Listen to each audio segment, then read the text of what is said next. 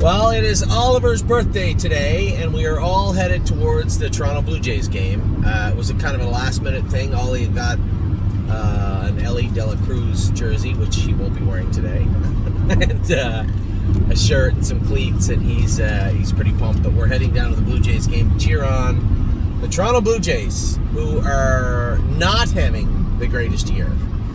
They're playing okay, just not quite good enough.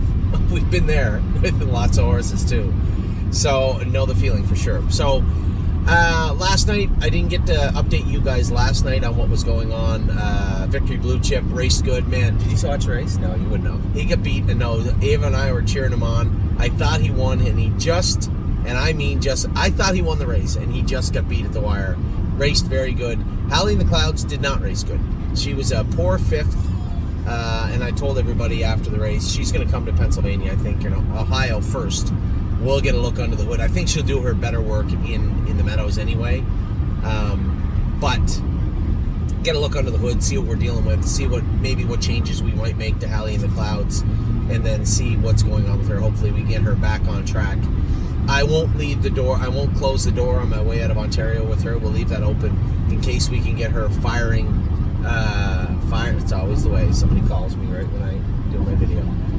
In case we get her firing on all cylinders. Dominion, you guys saw what happened with Dominion. It wasn't, I'm sure Ricky Bobby wishes he had that drive back, but it happens. He got parked. It wasn't a great trip, and it ended up quite poorly for Dominion. Just need a better effort from both ends of the horse. Prince Charmer raced good. I said, how did this horse, I missed the race, and as the official results went up, I'm looking, I'm like, how did this horse not hit the board? He not finished in the top 4 in this class. Well, that's how. At the head of the lane, I'm like, he's a winner. No, he was 5th beat of length, and I thought he raced well. Just got to have him in striking position. But with the 6 hole, again, I did miss the first part of the race. I did not go back and review it. I thought that charging late, this horse is going to get better and better and better and better for us, I believe. Prince Charmer. Save America. Somebody messaged me today in St. Anthony. It just looked like he was in way over. Said, why would we race him there? Guys, you really got to pay attention to the videos, right? It's very, very... I guess if he didn't watch all the other videos last week, he's not going to see this one. And no disrespect, but I update everybody, and I try my best to keep everybody updated on these videos, right? Save America was in New Jersey, and everybody should have known it because that was the quickest way to get him back on Lasix. That's what it was. And yes, he was last. And yes, he raced against some absolute killers last night. But that's where he had to go last night. You know, we were optimistic. We were hopeful. What's this thing doing? It had a stroke or something. Get rid of that.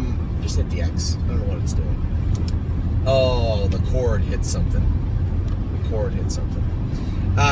So Save America just raced to get a line on him. Don't worry. It's July the 22nd. He'll race once more, I suppose. I guess, I believe he's more than welcome to go right back to Yonkers. Actually, I'll talk to Megan. I'll talk to Megan today and see what she wants to do with Save America for next week, and we'll go from there. Now, we'll stick with him, and we'll go back to him real quick in just a second. Militant raced good 4th again. Got away as well as he could from the outside. We still have him pegged to go to Kentucky and race in the Goldenrod.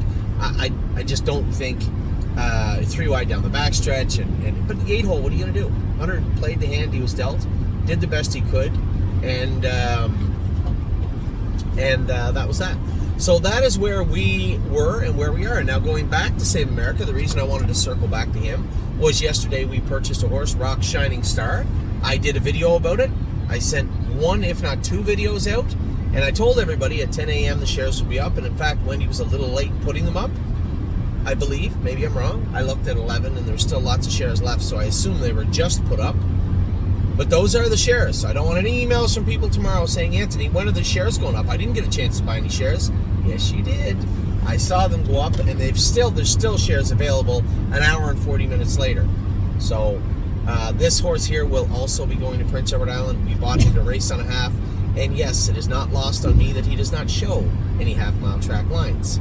But he will next week. We plan on racing him at Northfield Park next week. Jason will race him, and we'll get a look under the hood of him also. This is a very good horse. He's got on almost 140 Canadian made this year. I know that because I looked on Track It, where the Canadian lines are. He's got almost 140 made this year, has done very good things. And I know Scotty actually drove him for the people that had him before Ron Burke and said that he rather liked the horse. He thought he was a really, really nice horse. So it fit exactly what we were looking for. I appreciate the opportunity. I screwed up and dropped the ball when the bidding was going on for On Gate, and I had texted Mark Weaver after, and I had talked to Ron Burke after, and they both said we had a protection bid of 100. Truthfully, I was going to go a little bit more, but I misread, I misunderstood the way they had the auction set up. They were literally opening it at 11:58 and then closing it almost right away. So every time somebody bid, a minute and a half was put on. I thought they were opening it and it would close like that night. I don't know what the hell I thought. No, I'm getting off the right place. Right here. Oh, yeah, this connects. You're right. My apologies. It connects right up with it. Don't worry about it.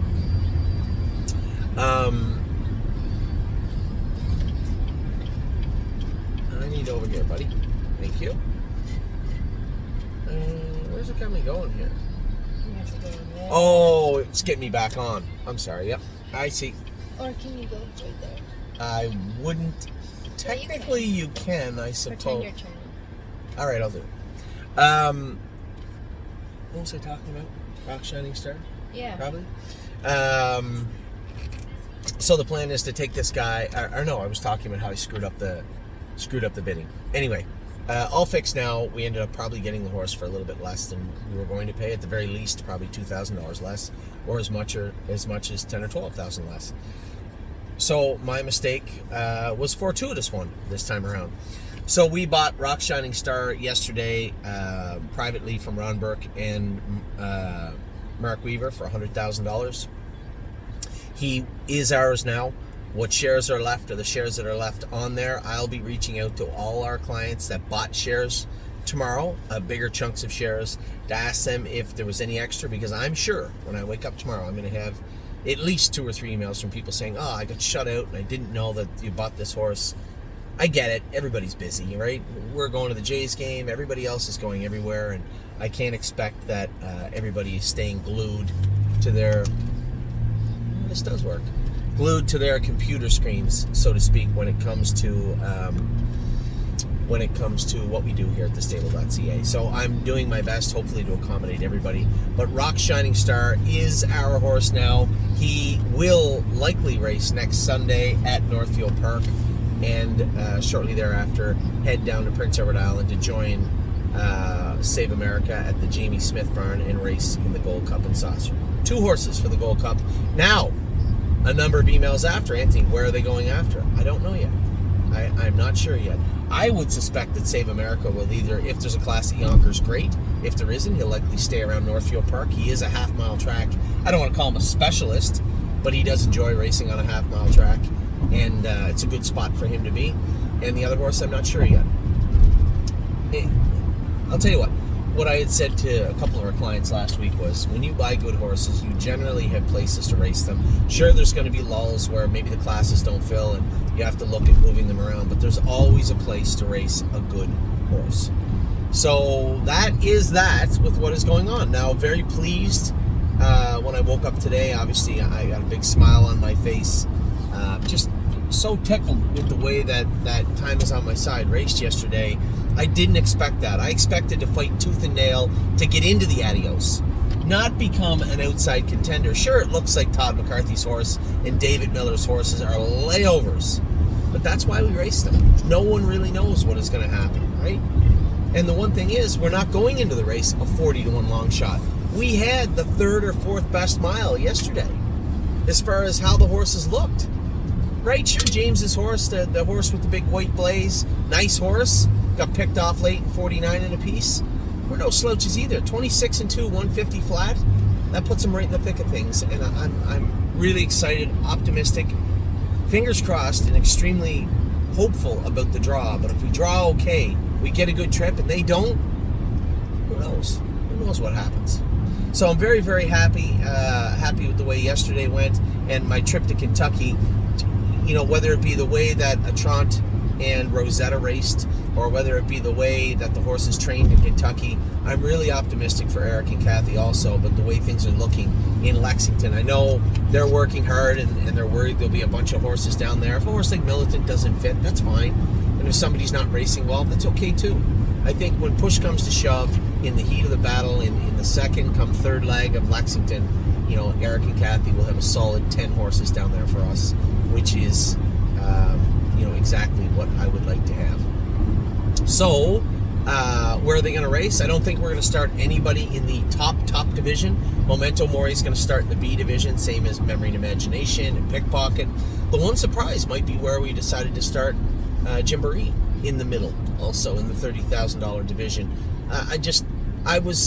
I'm still pretty impressed with how enamored Scotty is with Gymboree. I like her. Everybody's loved her, but he really likes her, and quietly, I think he thinks she's a much better horse than she shows, which is impressive in its own right because she trotted in 56 and a bit the other day. So we have some horses. Grand Slam Dio, I think I'm going to start down in the Wildcat. I'd like to get first order of business for us is to get a 2-year-old mark on Grand Slam Dio.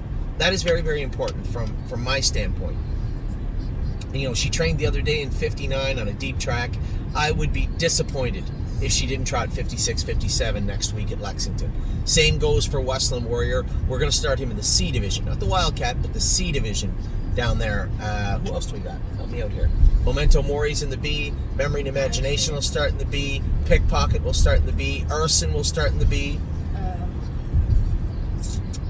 Rosetta, B, right? C. Rosetta's in the C division to start off with.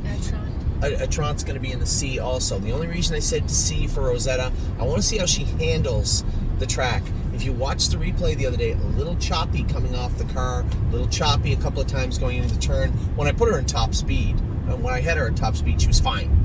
But it was that transition in between. She's going to need it for Lexington, right? Because bigger track. Outside, you stay on for the bigger track, take it off for the smaller track. She's still wearing I think she still has the head pole Murphy. I don't know about the bit burr. The jawbreaker we didn't send to Pennsylvania. We took it off her before then. You guys forgot it one day and then left it off. No, she was good the other day. I don't think there's any changes needed. I do want to have Dr. Latessa take a look at Rosetta before she heads to Lexington. Just a quick little look-see to see what's going on. But really impressed with what I've seen this summer. That's just Kentucky. I don't want to hog the spotlight.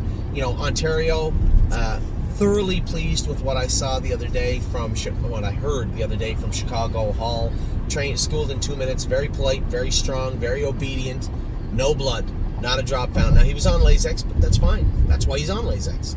Not a drop found, and Cindy's working hard to continue to make sure that horse stays clean. Dominic, as many of you know, he had a death in his immediate family. He's at home with his family where he should be right now, and everybody is chipping in to make sure that everything runs smoothly. So whenever he comes back. But for right now, the ship sails on quite fluidly. As I said, Chicago Hall, Princess Dream, probably 3 weeks from a qualifier, I would imagine, maybe 2, but she's exactly where we needed and wanted her to be. All I need to do now is look at the calendar and say, this is where we want her ready. Can she be ready in that time frame? And go.